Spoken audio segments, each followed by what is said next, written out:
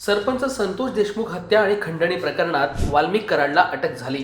त्यानंतर वाल्मिक कराडचे आका म्हणून धनंजय मुंडे यांच्यावरही गंभीर आरोप झाले। त्यांच्या राजीनाम्याची मागणीही झाली। पण आता धनंजय मुंडे यांना हायकोर्टात थोडासा दिलासा मिळाला आहे। त्यांच्या विरोधात दाखल झालेली याचिका मागे घेण्यात आली आहे। त्याचं कारण काय आहे ते आपण पाहणार आहोत। त्यासाठी हा व्हिडिओ शेवटपर्यंत पहा। धनंजय मुंडे आणि वाल्मिक कराड यांची एकत्रित मालमत्ता असल्याचे आरोप झालेत।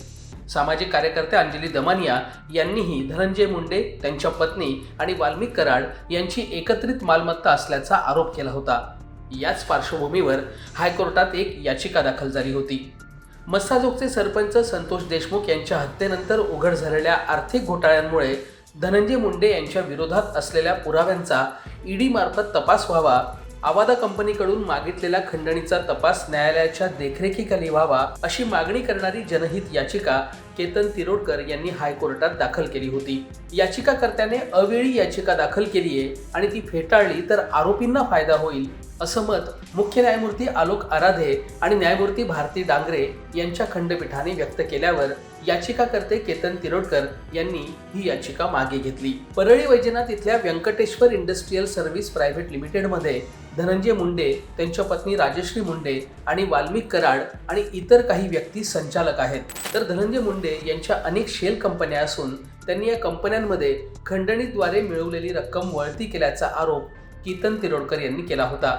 शेल कंपन्यांमध्ये गुंतवलेली रक्कम कुठून आली याचा सखोल तपास करण्यात यावा अशी मागणीही त्यामध्ये करण्यात आली होती। एसआयटीने भीती न बाळगता कॅबिनेट मंत्री संचालक असलेल्या कंपन्यांचा तपास केल्यास मंत्र्यांवर मकोकामधील कलम 3(5) अंतर्गत शिक्षा होऊ शकते। त्यामुळे एसआयटी तपास उच्च न्यायालयाच्या देखरेखीखाली चालवावा अशी मागणी तिरोडकर यांनी केली होती। बीडच्या पोलीस अधीक्षकांना तपास अहवाल सादर करण्याचे निर्देश द्यावेत। निवडणूक आयोगापुढे मुंडे यांनी दाखल केलेलं प्रतिज्ञापत्र पडताळून कारवाई करण्याचे निर्देश द्यावेत अशीही मागणी या याचिकेत करण्यात आली होती। पण आता ही याचिका मागे घेण्यात आली आहे।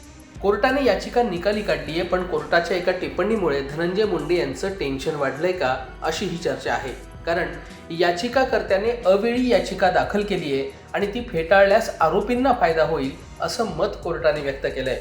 त्यामुळे याचिकेसाठी योग्य वेळ आल्यास ती पुन्हा दाखल होऊ शकते अशी ही चर्चा आता सुरू झाली आहे। पण तुर्तास धनंजय मुंडे यांना दिलासा मिळाल्याची चर्चा आहे। तुम्हाला याबद्दल काय वाटतं ते कॉमेंट बॉक्समध्ये नक्की लिहा। व्हिडिओ पाहिल्याबद्दल धन्यवाद।